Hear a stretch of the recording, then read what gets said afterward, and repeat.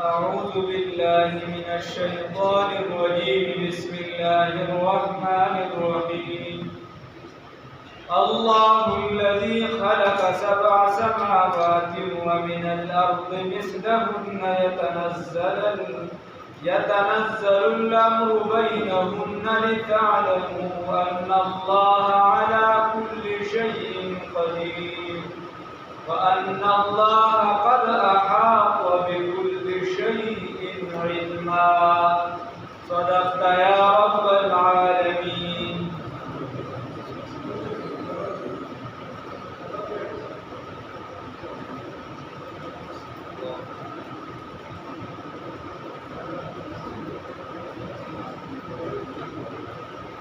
الله رب العزت په دې آیات مبارکه کې چې د سورۃ الطلاق اخري آیات دي زیبا قرآن پاک کې تیر شوی دی. الله فرمایي چې الله رب العزت و اسمانونه پیدا کړي او بیا د هغې لپاره جمع سماوات راځي زیبا راځي او د ځمکې جمع چې دی عربي یا وغیره دا راځي خدای لپاره الله رب العزت د جمع صيغه په قرآن کې نه ده استعمال کړې. هغې وجه دا ده چې قرآن ډېر فصیح او بلیغ کلام دی او دغه لفظ د ځمکې چې دی د دې جمع دا په عربي ژبه کې ډېر فصاحت والا نه دی. الله رب العزت یې دلته د هغې ناشنا طریقې سره د هغې هغه مثال وي. الله وي الله رب العزت پیدا کړي دي 7 سماوات و اسمانونه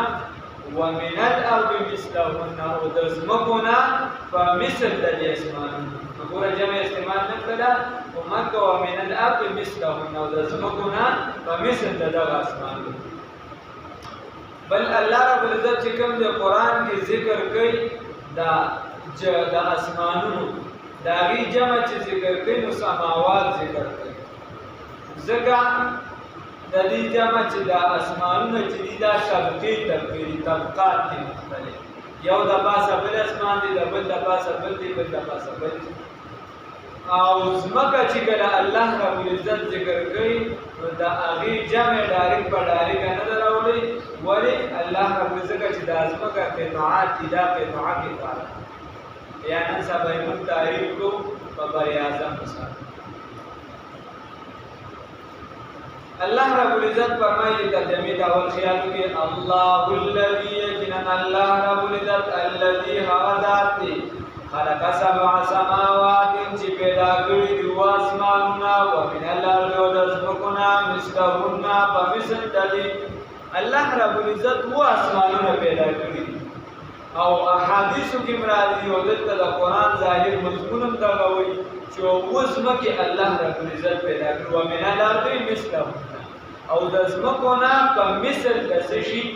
د اسمانونو یعنې اوس مکې اوس د ځمکو نه څه مراد دی. یو اثر دی د ابن عباس رضی الله تعالی عنه لومبانه گفت په دې امت کې په هغې باندې مولانا عبدالحی لکنوي رحمه الله کړی دی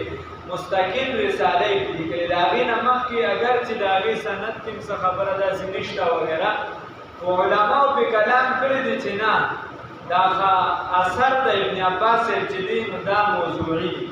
هغې کې داسې د مثال په طور نن سبا ډېر بل چل کړ په سوشل میډیا په یو څه بل څه پېښ کېږي هغې کې داسې دي چې دا څنګه چې ستاسو دا ځمکه ده نو دغه شان شپږ ځمکې نورې دي او په هره ځمکه باندې څنګه چې په دې ځمکه آدم دی علیه السلام دغه شان په هره ځمکه آدم علیه السلام دی او دغه شان په هره ځمکه نوح علیه السلام دی دغه شان چې دی نو په هره ځمکه حتی چې بیا محمد رسول الله صلی الله علیه وسلم نو دا یو اثر دی د سیدنا ابن عباس رضی الله تعالی عنه. علماء فرمایي چې دا موضوعي مطلب دا اجازه نه جوړ شوی بس کیسې اسان دا وي داسې دی. او بیا مولانا عبدالحی لکنوي رحمه الله فرمایي چې نه دې خو سند دی دی کې صحیح دی او دا سیدان هغه پې گفت کړی دی او دغه یې صحیح ثابت کړی دی چې دې نه دا مطلب راتلی شو دا او دا بیا وروستو خلکو کې د امت په لوی خلکو کې اسه واړه ماړه خو په اوسم لګیا لباس هم به ګیزان لګار کړتلی دا فراغت نشي ایوس په لګیا یا مناظره کې فراغت نشي خلکو ځان کار کوي کار نشته غلام صادق شیخ سیبی د قبایل د جمعیت صدر معاون دوی شو حدیث هغه وکړي د کلو مامند وتا 40 سال بخاری شریف پڑھو وی مامند وتا کلو کله مو چې لاړ کوي التکی یو کس مسله وکړه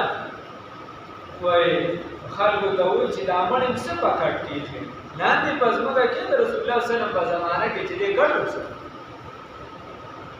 ما او سره مجاهد سال بخار وغړي زیات واغې کې لومبني ابتدایي شل کال شیخ طاهر صاحب سره په پنځبریان واسن لګتي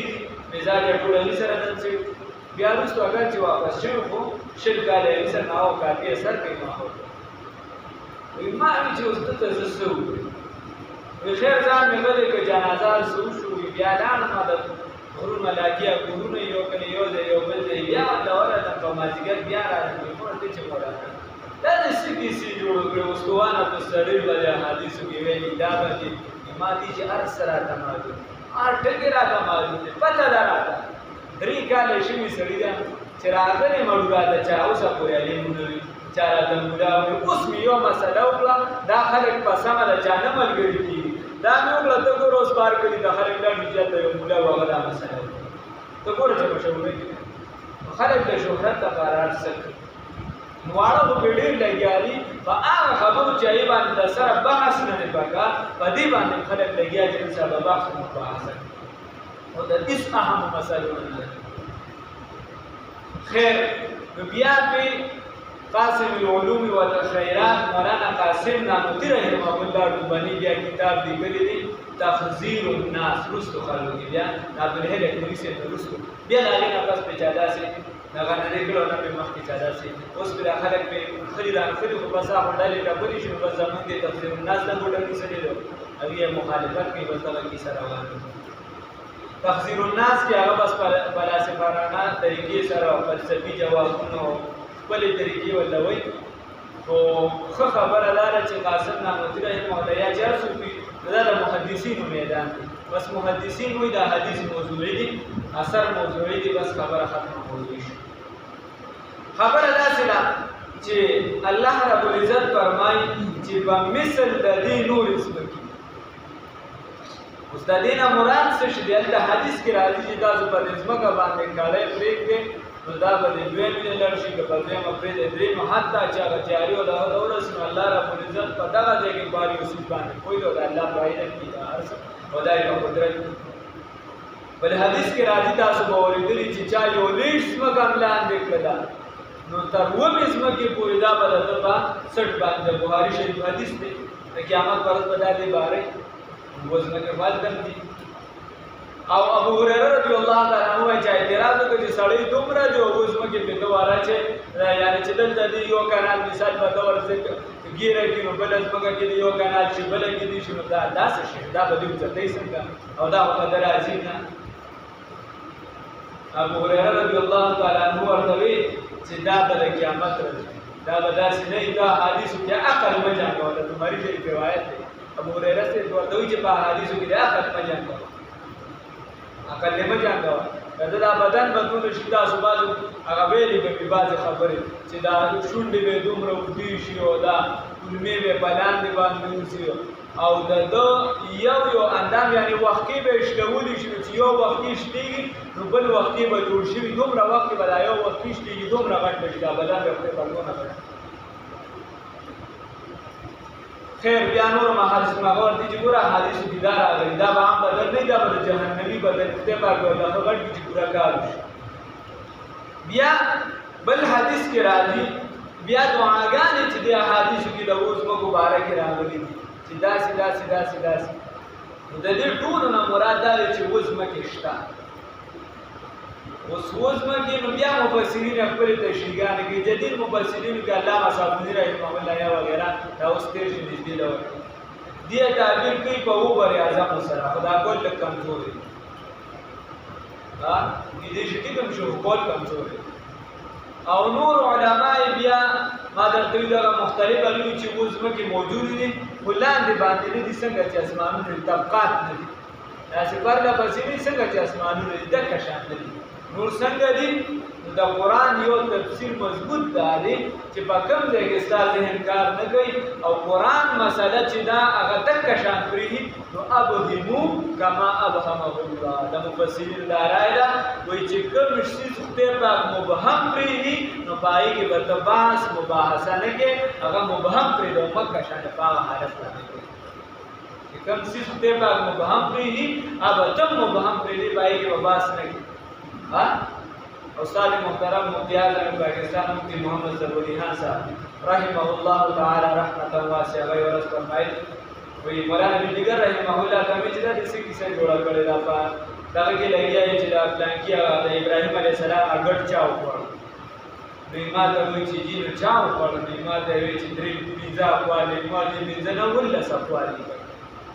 استاد محترم خو به مفسر د زمانه نو چې ولا صفوالي په درې پیزا نه ولا صفوالي ولا صفوالي او مضبوط تفسیر ادارې چې ګډ څه شو کم والار سو شو ابهمو کما ابهمه الله چې خدای پاک مبهم پرېږدي نو بس دې مبهم پرېږدي ما دې مولانا دایره کما خبره خدای پاک مبهم پرېږدي نو خدای پاک وایي چې اوس مکې دي د اسمانونو په مثل باندې نور خدای پاک په ټول قرآن کې د دې تفصیل نشته چې څه دي احادیثو کې د دې داسې واضح تفصیل نشته چې ته د هغې چې د واضح تفصیل کله راشي د قرآن او د حدیث په رڼا کې د هغې نه ته یو ذره مخوا کېږي یا د هغې عقلي یا توجیحات کې یا د کفر توضیح قرآن دکه شان پرېښودي بس دې مبهم دی بیا د خلک کوي کار ته دلته دا نشي ویلی که یو کس وایي چې مو بر اعظم ته مراد دي ته ورته کېدای شي خو دا کول د رستنو خلکو دی نو کمزوری دی تا سره په دلیل مضبوط نشته بل وایي چې دا ته وایي کېدای شي دا هم دې کېدای شي بل وایي چې دا دې کېدای بس احادیثو او قرآن دا ګوره چې سمون خو یې دا هم دې کېدای شي دا هم دې کېدای شي دا هم دې کېدای شي او مخالفت چې قرآن کې صریح دا نه دي راغلی چې داسې چیز دی احادیثو کې صریح نه دي راغلی چې داسې نو ته د یو خبرې مخالفت نشي نو دغه خبره ده دا مې درته ځکه په دې کې لږه خبره وکړه چې کوم کسان دي کیسو کې ګوتې وي اختلافات یو څه بل څه نن سبا دې مسلې ډېر زور اخیستی دا یو یاد مې ځکه پرېښود بس مضبوطه خبره دا ده چې کوم څیز کې خدای پاک چې دی ابهام نه ختم کړي دکه شان یې درته پرېږدي بس دې دکه شان پرېږدي الله الذي الله رب العزت هغه ذات دی خلق چې پیدا کړي دي سبع سماوات و اسمانونه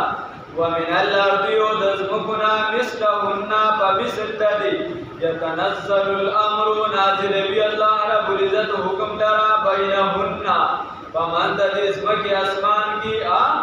تعلموا لا چنین وی اخبركم چې خبر درکې تاسو ته تعلموا چې تاسو پوهشئ ان الله یقینا الله رب العزت على كل شيء قدير په هر څه باندې قدرت والا دی چې تاسو ته دا معلومه شي چې استایل دې ته نه رسي چې د اوس مو نه سم مراد دی دا الله رب العزت د قدرت دی بیا به روح المانی په اخره کې بحث کوي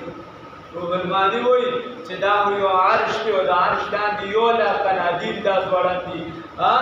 مولانا سلیم الحق شهید رحمه الله تعالی رحمتا واسعه هغه به فرمایي چې اتیا زره هغه یو روایت دی چې اتیا زره قنادیل دي دا هغې نه چې دی معمولي د یو قندیل نه معمولي حصه دا صرف شوي ده دا څومره چې ساینسي علوم دي دیني علوم دي عصري علوم دي څومره دا د 80,000 قنادیلو نه یو قندیل معمولي لګولی شوي دي او د هغې نه دا ټول علوم راوتي نو چې دا نور علوم دا نور قنادیل راښکاره شي نو چا به څومره علوم حساب کوي موږ دا وایو ورته چې ستاسو صنف ته درکې نه کړې دا لا ډېر وسپرې کاکا هسې پې دونه لګي یا روح المانی والا خو چې 1 لاکھ قنادیل د عرش لاندې ځوړند او بعض علماء بیا تفسیر کوي ما درته وایي مختلف دي ته په یو باندې ځکه خدای پاک مبهم پرېږدي هغې وایي چې د ځمکې نه مراد چې ستا دپاره دا چې دی دا اسمان دی احادیثو کې راځي د دوو اسمانونو ترمنځ د 500 کاله فاصله ده اوس دا مبهم پاتې دی کومه فاصله ده د نوري کا حساب دی د کوم حساب دی په کوم حساب 500 کاله هېڅ پته نه 500 کاله فاصله ده په کوم حساب رسول الله صلی الله علیه وسلم ګورا کوم فاصله والی ده د سترګو برک کې هغې رفتار کړی کومه دغه ته مراد ده بله ته مراد ده کوم نو هغې تفصیل کړی دی بعضو بیا چې زمونږ دپاره دا اسمان شو نو دا اسمان چې په دې بیا خپل طبقات دي په دې ښکلې فرشتې دي دغه اسمان چې دا بیا ځمکه ده د بر اسمان والا لپاره هغه چې بیا ځمکه ده د بر اسمان والا لپاره هغه بیا ځمکه ده د بر اسمان والا لپاره انداز ورپسې لاړ شه دا ول ابقات شو و اسمانونه نو په یو حساب سره و ځمکه شو په یو حساب سره و اسمان بعضې دا تفصیل د دې وجې نه چې مبهم د مبهم دی لتعلموا دپاره دي چې تاسو ته معلومه شي ان الله چې یقینا الله رب العزت علی کل شیء قدیر په هر څه باندې قدرت والا دی وان الله یقینا الله رب العزت قد یقینا احاط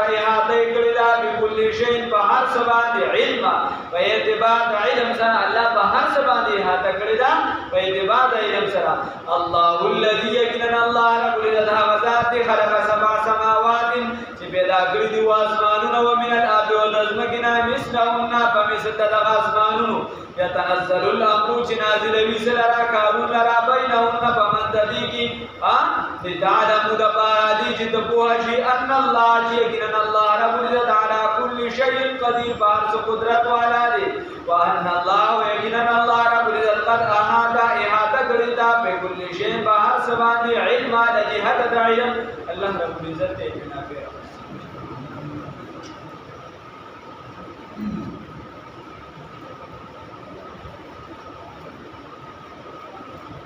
من سنت دا اودس ویلو